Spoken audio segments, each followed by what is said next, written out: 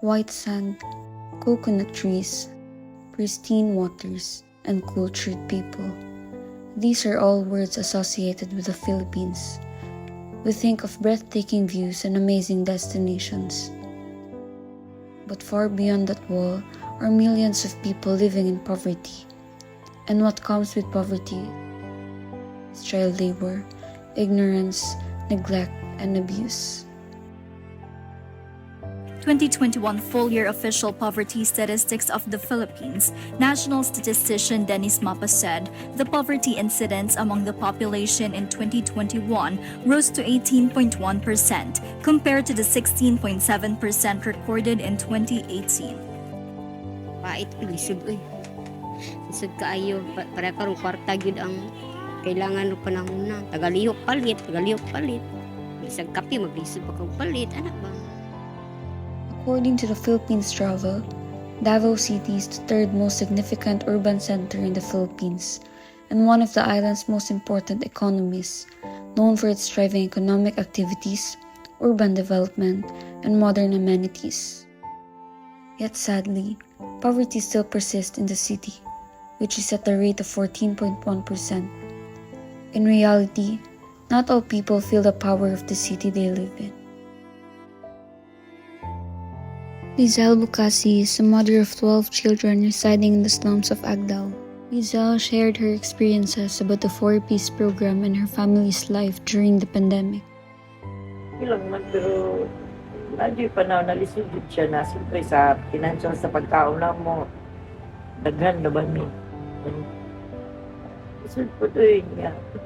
Ulat ko kag ayuda na.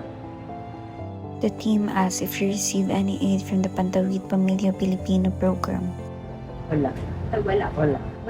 Lizelle Bukasi revealed she did not receive any money from the 4-piece program. She expresses that poverty began in her childhood and is now affecting her children. She also mentioned that she's a sole provider for her family and must find ways for her family to eat. Lizelle also admits to receiving and attending a free medical examination and seminar in Agdao. Despite the tribulations of the pandemic, education was still accessible to her children through the modules provided by their school. Layas Perlita A.R., resident Magallanes, Agdao, who lives in poverty, revealed that she too did not receive any money from the government's 4-piece program, but she did acknowledge receiving the benefit of being a senior. She did not attend a seminar and free medical checkup at her place. Perlita explained that her spouse is ill, which made their condition much more difficult.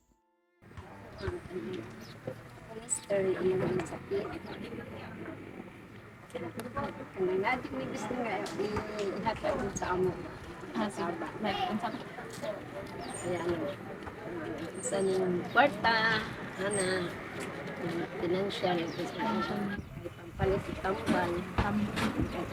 Anak na ko may trabaho pero naano magna sila ng pamilya. Isip na pag mangayo sa ita mangayo ginagmay na lang.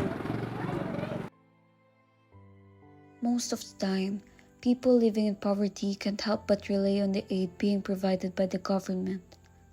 Compared to the people with stable jobs, the poor can only afford to apply for unreliable and temporary jobs due to the lack of education and motivation. The anti-poverty programs in Davao are stated namely Kaaplan Kalinaw 2 and Pantawid Pamilyang Pilipino program. Residents of Barangay Centro Agdao took advantage of a security and community outreach program. Upland Kalinaw 2, where they receive free services like a general checkup, eye exam, business and financial literacy seminar, vehicle pre-registration, legal counsel, and a free haircut. Pantawid Pamilyang Pilipino program, or 4Ps, provides cash grants to the poorest of the poor to improve their life. When SM built its first mall in Jensan last year and second one in Davao, they did a study of the consumption pattern of Mindanao, and it turns out Mindanaoans have higher consumption capacity than Metro Manila on a per transaction basis. So that, I guess, provides an incentive to all other investors to look at Mindanao. We still have... Was the action of the government and the officials really seen in the reality of poverty? Salsa Lianas, a social worker who taught in poor areas, expressed her thoughts about the current state of poverty in Agdao. It still persists because of the no work, no permanent work, contractual. Yeah, that is the reason. Maraming anak. Yan, that is the reason. Tapos, yun lagi, on and off yung trabaho. Tapos, they are lazy, working. Tamad sila magtrabaho. Pag maka-work sila, halimbawa construction, they have the 1 week salary. After that, they take a rest. Then kung, you know, contractual, or construction worker, dili mo na continuous, di ba? Yes. Pagkatapos ng contract, wala na. So, wala. What will you do? They cannot save. How they will save that? Marami naman silang anak. Dorimi, pasunod-tido yung anak nila. Wala silang family planning, no? Salsa reveals that students from her school tend to arrive late in their classes or takes absences because they chose to work so hard for their families instead of learning. Ma'am, mas may pa ma'am, magtrabaho na lang po ma'am. Mag-construction worker na lang po ma'am kay. Ang dalit lang makakwarta ma'am kay. Uy, ang mga pamilya ma'am, walang may patibugas. That is their main reason. Maligya po kuan ma'am, supot sa palengke ma'am. Maligya po, ma'am, nagkuan ko gulay dito ma'am. Magkuan ko gulay ma'am, tabang ko display ma'am, ningkos gulay. Tapos I will ask them, pila imong adlaw dong?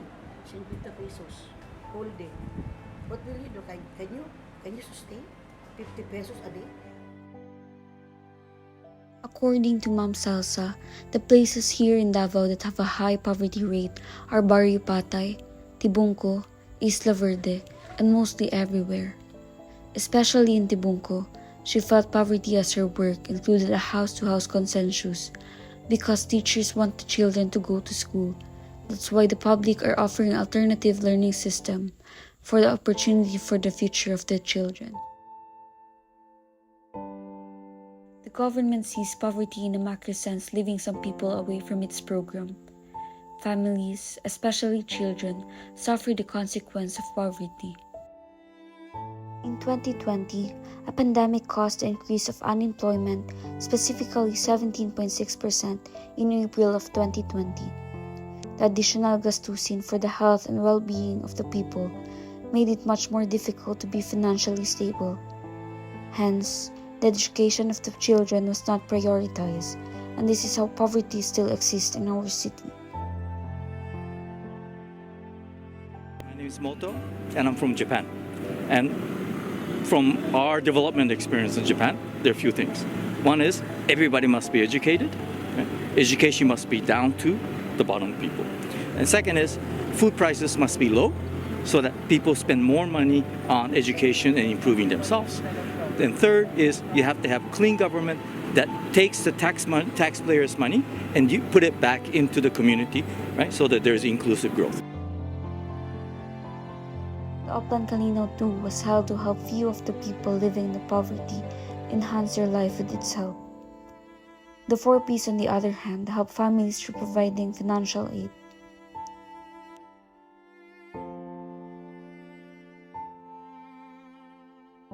With all of the efforts made by the government, will these change everything?